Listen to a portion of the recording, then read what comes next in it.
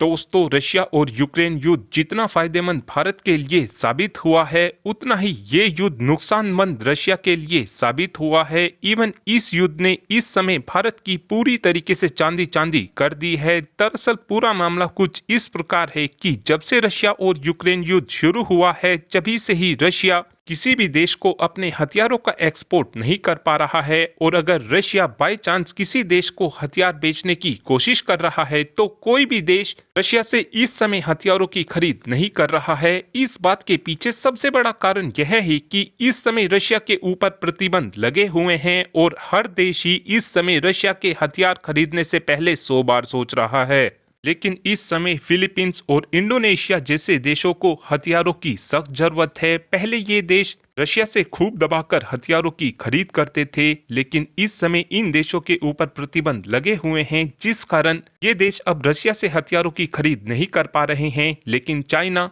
लगातार अपनी नौसेना के दम पर इन देशों को डराता और धमकाता रहता है। इस समय चाइना के पड़ोसी देशों के पास केवल दो ही ऑप्शन बचे हुए हैं। पहला ऑप्शन तो इनके पास यह है कि ये अमेरिका से हथियारों को खरीद कर अपने बेड़े में शामिल कर लें, लेकिन इस समय अमेरिका के हथियारों के साथ सबसे बड़ी परेशानी यह है कि अमेरिका के हथियारों की कीमत काफी ज्यादा महंगी होती है। और दूसरा ऑप्शन, इन देशों के पास केवल भारत बचता है और भारतीय हथियारों की क्वालिटी काफी ज्यादा शानदार है और भारतीय हथियार कीमतों के मामले में भी अमेरिका के हथियारों से काफी ज्यादा सस्ते हैं। इसीलिए अब इंडोनेशिया जैसे देश भारत से $450 मिलियन खर्च कर ब्रह्मोस मिसाइल को लेना चाहते हैं। साथ में इस समय फिलीपींस भी भारत से और अधिक संख्या में ब्रह्मोस मिसाइलों की खरीद करना चाहता है।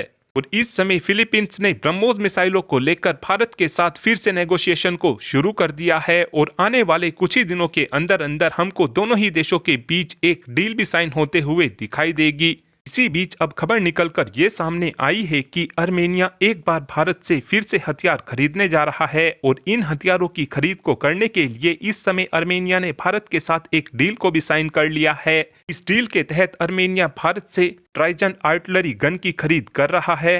और जो ये ट्राइजन आर्टिलरी गन है, इसको भारत और फ्रांस ने मिलकर बनाया है। इस आर्टिलरी गन के अंदर 40% स्वदेशी कंपोनेंट का इस्तेमाल किया गया है। ट्राइजन आर्टिलरी गन की कुछ खासियतों की बात की जाए तो ये आर्टिलरी गन केवल 9 सेकंड के अंदर अंदर ही रेडी टू फायर की जा सकती है और ये गन 1 मिनट में 6 राउंड को काफी आसानी से फायर कर सकती है और 30 मिनट में ये आर्टिलरी गन 45 राउंड को फायर कर सकती है। इस आर्टिलरी गन को 10 किलोमीटर प्रति घंटा की रफ्तार से ट्रांसपोर्ट भी किया जा सकता है और रेंज इस आर्टिलरी गन की 55 किलोमीटर है। अभी तक इस ट्राइजन नाम की आर्टिलरी गन को हमने हमारी सेना में शामिल नहीं किया है, लेकिन अब आर्मेनिया से इस ट्राइजन आर्टिलरी गन का ऑर्डर हमको मिल चुका है और इन आर्टिलरी गन को भारत के अंदर बनाकर ही आर्मेनिया को दिया जाएगा। और उम्मीद इस बात की जा रही है कि आने वाले कुछ ही महीनों के अंदर अंदर एलएनटी इन आर्टिलरी गन की सप्लाई आर्मेनिया को करना भी शुरू कर देगी। इस समय आर्मेनिया की तरफ से प्लानिंग ये की गई है कि हम इस आर्टिलरी गन को अजरबैजान के खिलाफ तो तैनात करेंगे ही, साथ में इस आर्टिलरी गन को हम तुर्की के खिलाफ भी तैनात करेंगे। हालांकि अभी तक ये बात पूरी तरीके से क्लियर नहीं हो पाई है कि कितनी संख्या में आर्मेनिया की तरफ से इन ट्राइजन आर्टिलरी गन का ऑर्डर भारत को दिया गया है। और इस समय भारत धीरे धीरे कर उन देशों को हथियारों की सप्लाई कर रहा है जो देश अभी तक रशिया से हथियार खरीदते थे।